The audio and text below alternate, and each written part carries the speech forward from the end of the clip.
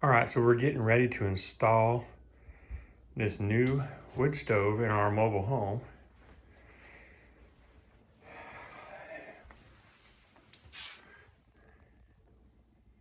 This wood stove is rated for mobile home use.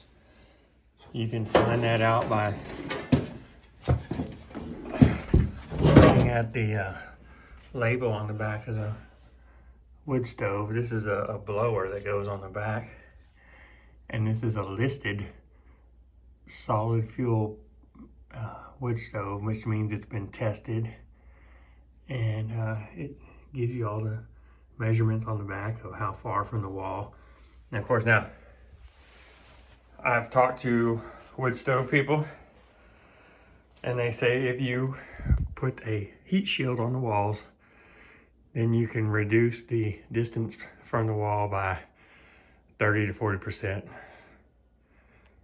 So one of the first things we had to do was I get the stud finder and go up on the ceiling and find where the rafter beam is, and then have to measure over 6 inches, because that's the box that goes up through the ceiling is 12 inches, so you have to do half of that.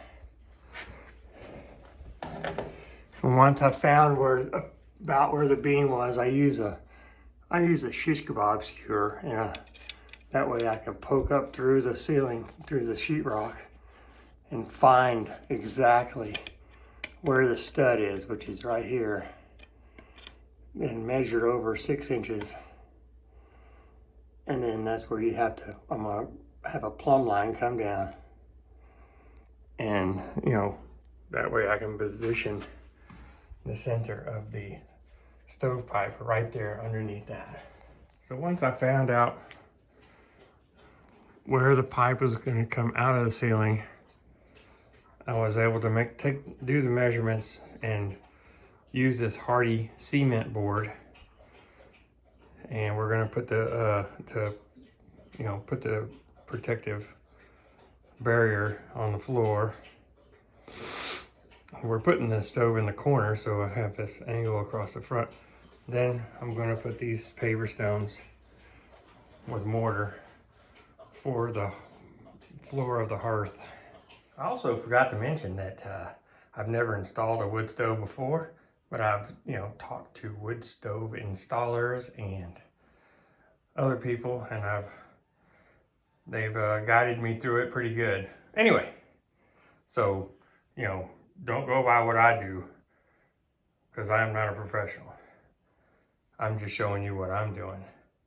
Anyway, I'm going to use this large tile and stone mortar thin set to put my stones on the hearth floor, and then I'm going to use it to attach the tiles to the concrete board. All right, so I'm spreading out my mortar and laying out the hearth stones.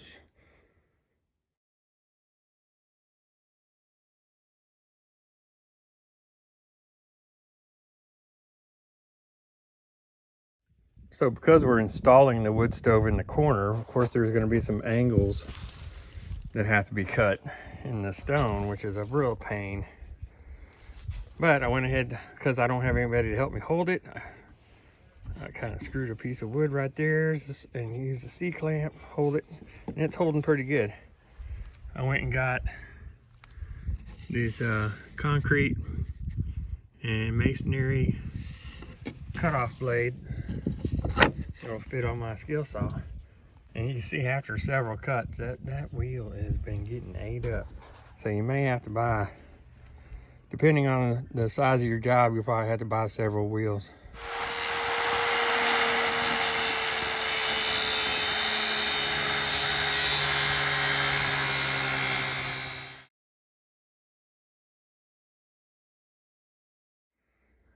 All right, so I cut strips of the Hearth backer board to screw on here before I put the Hearth backer, to create a gap between this first layer of heat shield and the sheetrock, to allow air flow back there.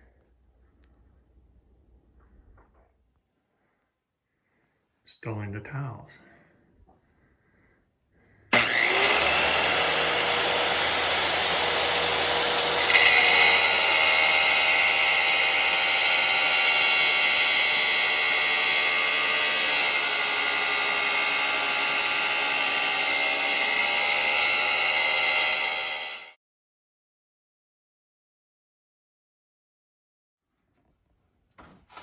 All right, we're putting the last tile on. I got it all laid out to cut the square for the box that goes up in there. All right, so I've got the hole cut, but as you see, there's nothing.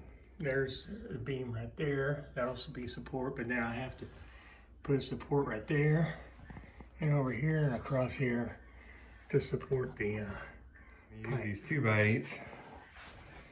I'm gonna take a drill bit and drill at an angle here and here to make a nice spot for my screws to go in. All right, so I got 2 of the supports in. Now I just have to put one across right here. We can go cut the hole in here.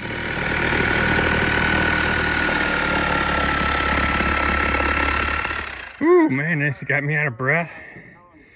A lot of work. Got the box in.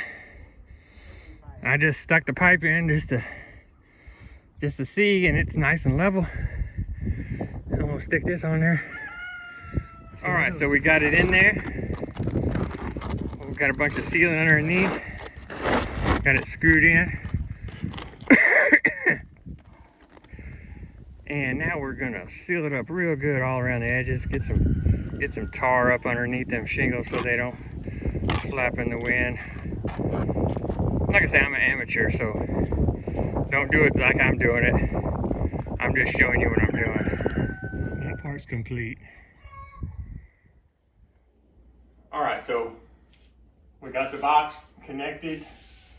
We got the wood stove moved into place, and this telescoping double wall pipe, we used a level. We go all around and get it level, then move the stove around until we get the pipe all level. And now all we gotta do is hook up the fresh air intake, and then we might be ready to try it out. All right, so now we're gonna put the grout, fill in the cracks.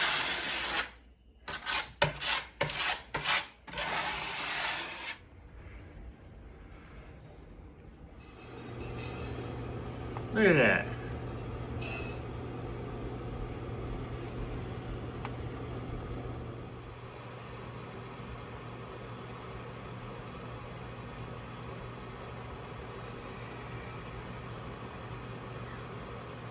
All right, now that we got the stove all connected and we tested it out, burned it for a little bit, I'm gonna go ahead and I'm working on this mantle, and I'm gonna put the trim. So right here, I've marked where the stud is on the wall. I'm gonna take a drill. I'm gonna drill an angled hole so that the screw can go at an angle into the stud. All right, so now I'm gonna just send these screws in at an angle